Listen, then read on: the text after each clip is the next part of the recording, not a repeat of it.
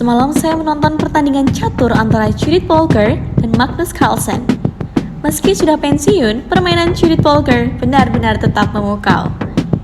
Ia mengorbankan gajahnya yang sangat beracun dan membuat Magnus Carlsen, sang juara dunia catur saat ini, tak berkutik hingga berulang kali mengungkapkan kegagumannya. Oh my god. Oh my god. Oh my god. Oh my god. Pada langkah ke-19, ia pun terpaksa menyerah. Judith Polgar memang wanita yang luar biasa. Ia menjadi Grandmaster catur termuda di usia 15 tahun. Bahkan, Judith Polgar disebut mempunyai kekuatan daya pikir atau IQ mencapai 170, lebih tinggi dari Einstein. Namun siapa yang menyangka kalau wanita hebat ini tak pernah mengenyam pendidikan formal sedari kecil. Betul, itulah satu keputusan gila yang diambil Laszlo Polgar, sang ayah, yang juga seorang psikolog pendidikan. Ia menjadikan anak-anaknya sendiri sebagai objek penelitiannya, dengan satu premis bahwa jenius bisa diciptakan. Karena itulah ia mendidik anaknya di rumah hanya bersama istrinya. Ia memberikan pelajaran bahasa, matematika, hingga memperkenalkannya dengan permainan catur. Tentu eksperimennya waktu itu ditentang banyak orang, termasuk pemerintah Hungaria sendiri. Mereka mengkritik Laszlo Polgar sebagai monster yang merampas masa kecil anak-anaknya. Namun dengan keberhasilannya, sekarang kisah keluarga Polgar menjadi inspirasi banyak orang dunia saat ini. Bahkan, sekarang ini juga muncul konsep homeschooling. Ketiga anak Laszlo seluruhnya tumbuh menjadi pecatur gemilang. Sampai sekarang, Judith Polgar masih tercatat sebagai satu-satunya wanita terhebat yang pernah dimiliki dunia catur. Mengambil keputusan selangkah lebih maju dari kebanyakan orang memang butuh keberanian. Bahkan, mungkin keberanian saja tidak cukup. Butuh mental yang kuat untuk menerima cemooh sana-sini. Betapa tidak, menjelaskan kepada publik pun sangat sulit karena akan percuma, sebab hanya bukti yang kemudian bisa menjawabnya. Bayangkan jika keputusan-keputusan yang berani dan visioner juga diterapkan oleh pemimpin negeri ini dalam menjalankan roda pemerintahan. Pemimpin yang visioner memang tidak lepas dari kritik, tapi tentu akan ada hasil nyata yang bisa terlihat. Di antara nama-nama capres yang bermunculan, saya pun mencoba mempelajari rekam jejak mereka satu persatu. Sejauh mana kinerja mereka selama ini. Dari sanalah saya disodorkan satu fakta tentang keberanian seorang Ganjar dalam berinovasi. Bahkan bisa dibilang nekat melawan arus. Ganjar mampu mendobrak tatanan birokrasi dengan memadukan pemerintahan dan dunia populer.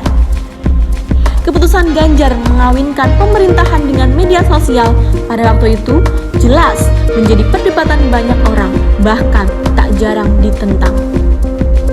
Media sosial adalah dunia populer, dunia remeh-temeh, banyak citra negatif, bahkan kerap dipandang tempat menggerutu paling ampuh.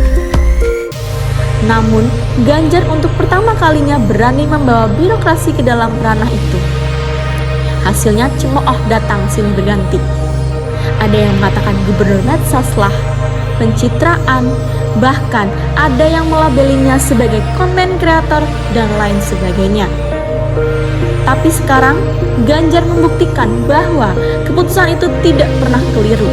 Ia telah memberitahu semua orang bahwa media sosial adalah jembatan terbaik antara masyarakat dan pemerintahan. Bahkan dengan keputusannya aktif bermedsos, ia telah membuat citra birokrasi yang tadinya suram, angker, jadi lebih renyah dan menyenangkan. Pada 2017, Rekor Muri pun memberikan penghargaan kepada Ganjar sebagai gubernur pertama yang berinteraksi dengan masyarakat melalui Twitter. Bahkan karena media sosial, Jawa Tengah yang dipimpinnya berturut-turut mengantongi penghargaan sebagai provinsi yang paling informatif, termasuk dalam hal keterbukaan publik. Keberanian memang punya resiko. Jika Laszlo Polger mempertaruhkan masa depan keluarga dan anak-anaknya, Ganjar sebetulnya juga mempertaruhkan jutaan rakyatnya dengan kebijakan yang diambilnya. Salah sedikit, merekalah yang terkena imbas.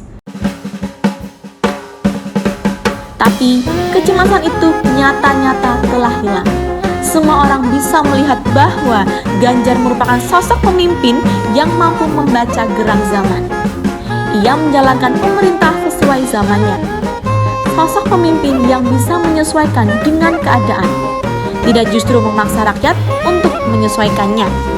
Ganjarlah yang hadir di tengah-tengah kita dengan caranya sendiri. Dengan kata lain, Ganjar adalah representasi pemimpin masa kini. Sekarang kita tahu, semua kepala daerah kini sudah pasti punya akun medsos. Ganjar pun masih aktif bermedsos sampai sekarang. Medsos itu sebenarnya tempat bekerja saya. Orang datang mau melapor ke kantor Pemprov, ketemu Satpol PP, Mas, minusnya segini. Ngapain? Mau ketemu gubernur. Siapa emangnya kamu? Udah stres dulu. Tapi yang membedakan, ia tidak meninggalkan ruh medsos sebagai ruang pengabdian. Bukan semata hanya untuk menyampaikan kinerja dan pencapaiannya.